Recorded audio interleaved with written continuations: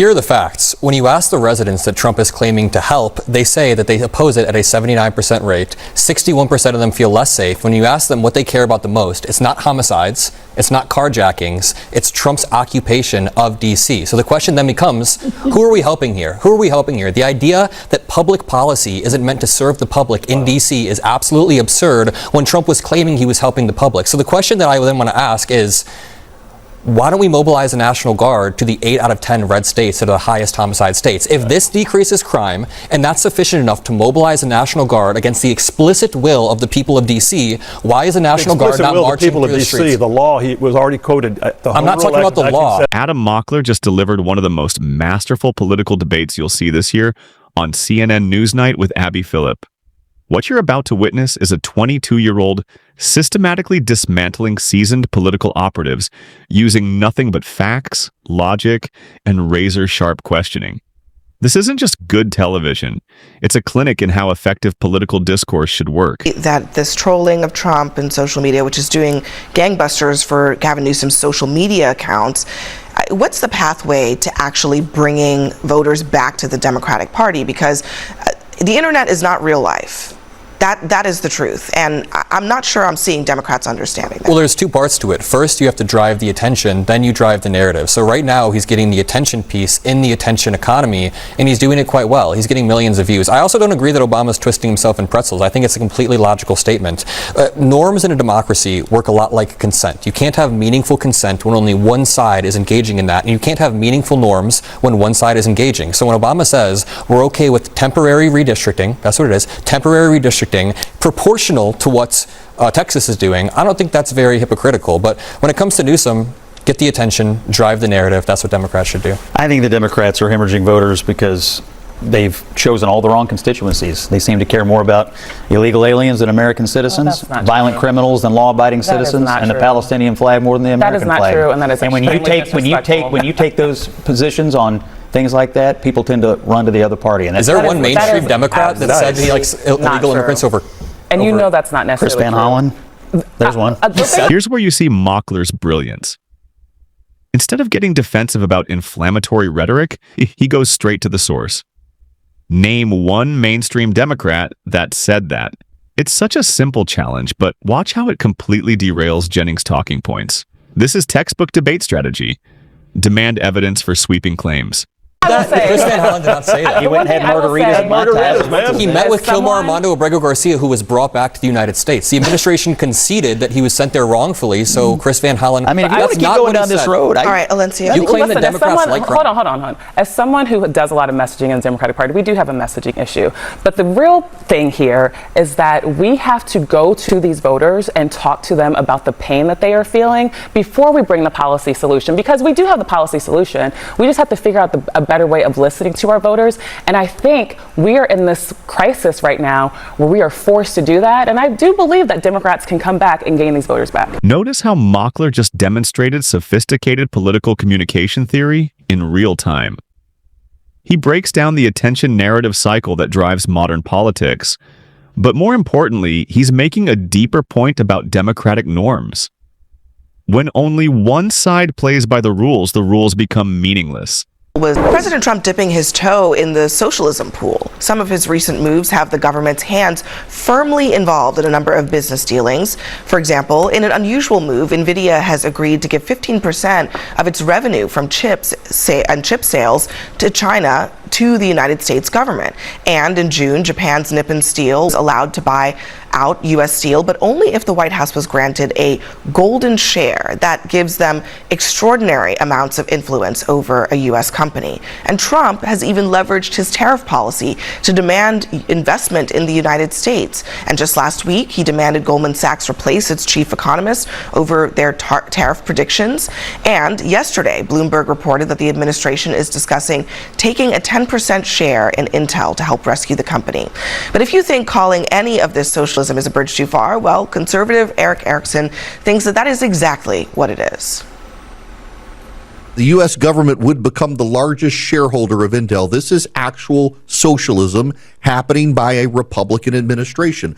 This is a horrible precedent. This is socialism. All of you people were freaked out about Mamdani in New York City wanting government-run grocery stores and saying the people need to seize the means of production. That's what Harold Lutnick is doing right now, saying that the government must seize the controlling interest in Intel, the means of production, in order to get government money. You can't just be against socialism when the left does it. What you're hearing described here would have conservatives screaming socialism if any Democrat proposed it. Government revenue shares, golden shares, direct ownership stakes in private companies. This is textbook state capitalism. The cognitive dissonance is about to become crystal clear. Phil Williams is going to try defending government market intervention while simultaneously attacking Biden's market intervention. Mockler's setting up a logical trap that Williams doesn't even see coming. Phil, can you respond to that? Because I think it is perplexing that conservatives would be okay with all of that. The idea that Donald Trump's not going to have influence, that's silly. He's absolutely going to have influence, but he's not weighing in and destroying the free market. He's not doing what Biden did, which is going in and trying to reshape the entire auto industry in his image. What he's really doing right now is he's saying there are better ways, but the free market capitalist Wait. Are you talking? What are you talking about when you talk about Biden and the auto industry? Oh gosh, did you not see what he did? There was no demand for EVs to the extent that the Biden administration wanted, so they regulated it into existence. They funded it to make sure it had subsidies to survive, and then when the subsidies went away, the industry collapsed, which was a clear indication that industry was not ready for its day. You keep citing the free market, but politicizing companies and allocating capital politically is not the free market. Supply and demand is the free market. And you say that Biden reshaped the EV industry in his image. Oh, yeah, Trump is reshaping the entire tariff global order in his image. He's placing tariffs on countries that make no sense whatsoever. I told you had to buy a certain vegetable at the store, and if you didn't like it, it was just too bad. That was the only one you could buy, and I was going to subsidize that vegetable industry. And oh, by the way, I was going to regulate that by the time 2030 came along, that's the only vegetable you could buy. If I told you I'm going to place tariffs on every single country with no discretion whatsoever, and you're going to say he's not reshaping the global order when it comes to that? Have you seen the budget that we had last year, or last month? We actually had a budget surplus for the first time ever. The tariffs are working. Sheila, hold on. Sheila, first of all, it is not true that you can't go to an auto dealer and buy a non-EV car. So that is not an accurate description. I said he was reshaping the market. Yeah, but you described it as if the government were telling people that they can't go get something else at the car dealership when they absolutely can. Have you seen California? But the other, you can. To have better public safety and more reasonable safety standards within Washington, D.C. Did you catch that? Williams just claimed we had a budget surplus for the first time ever while defending tariffs. That's either a massive misunderstanding of American fiscal history or a hope that nobody fact-checks in real time. These kinds of unverified claims are exactly what Mockler's about to dissect. So now it doesn't matter, Scott Jennings, that voters are not happy with what Trump's doing, don't feel safer, all of that. I don't care what they think. I mean, these are the same people who elected the mayor and city council that ran the city's public safety into the ground in the first place. You don't care what the residents... They don't know what's good for them. You don't care what the residents of D.C. think. I do not. I do not care one bit, and I'll tell you something else. I feel like I do remember just a couple weeks ago you were saying, well, secretly, D.C. residents really want this because they know the crime is so bad. I don't now know what we actually have the numbers that say, will Trump's federal takeover reduce violent crime? 65% say no, just 20% say yes. Do you feel like the president's of federal officers makes you feel safer, more safe, 18%, less safe, 61%? Why would they say that? Stop. Rewind that. Scott Jennings just said the quiet part out loud. I do not care one bit what DC residents think about the policy supposedly designed to help them. This isn't governance. This is pure authoritarianism dressed up in policy language. A political operative just dismissed democracy on live television.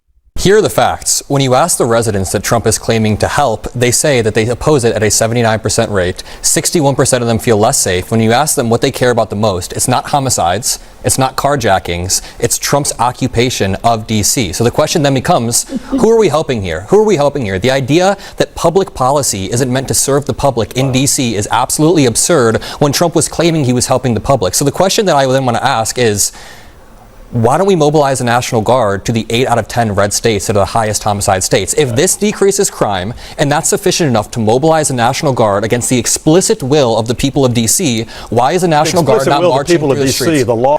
But one thing, because what Adam just said was something that we asked here at the table yesterday.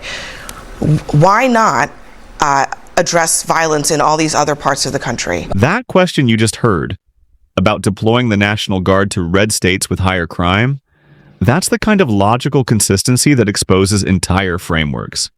If federal intervention reduces crime, why isn't it being used where crime is actually highest?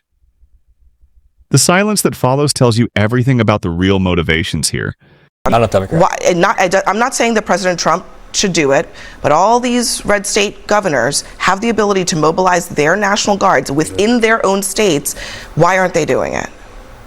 Right now, I don't think they feel the need to. But right even now, the though Home the Rule Violence Act, levels are higher in some of those those states cities don't than have they a are in Home Rule Act, but they do have a governor. No, but they have a governor and they have a National Guard that's under the control of the government. We're talking about D.C. They right can now. deploy that at any their cities have more crime than the Washington, difference DC. between our national capital and every other city. You're saying that the National Guard is a no one's defeater saying of that. crime, but then you refuse to endorse the National Guard being put in other states. You're going to say the National Guard is lower I'm crime arguing rates. that the national capital, Washington, D.C., exists in a different federal zone, as was pointed out. Yeah, but that is only it's our national as it relates capital. to I'm sorry, Hold it on, is different Scott. than Memphis It or is whatever. only as it relates to Donald Trump's role in this whole thing. When it comes, the president's, that's what I'm saying.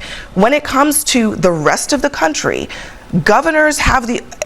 I'll let you get it. Governors have the authority to do what Trump is doing, and they are not doing. What you just witnessed is why preparation beats experience every time in debate. Mockler came armed with data, logical frameworks, and the courage to ask uncomfortable questions. His opponents came with talking points and assumptions that crumbled under basic scrutiny. So now you each have 30 seconds to tell us, in the spirit of high school reunions, what would you tell your former high school haters? Adam. I was not the best student in high school. I graduated 4 years ago, but I'd say I'm now on CNN with Abby Phillip. That's what I'd say. That's a flex. Oh, wow. That he graduated 4 years ago is a flex. Owning people twice my age. He Sorry, aged Scott. us and he sucked up to the host right there. Oh gosh. Okay, let's Goodness, you literally aged us. I graduated 4 years ago. That line isn't just a flex. It's a reminder that effective political discourse doesn't require decades in Washington. It requires what you just saw: preparation, logical consistency, and the willingness to demand evidence for claims. Whether you agree with Mockler's positions or not, his method, facts, logic, and accountability, is exactly what democratic debate should look like in 2025.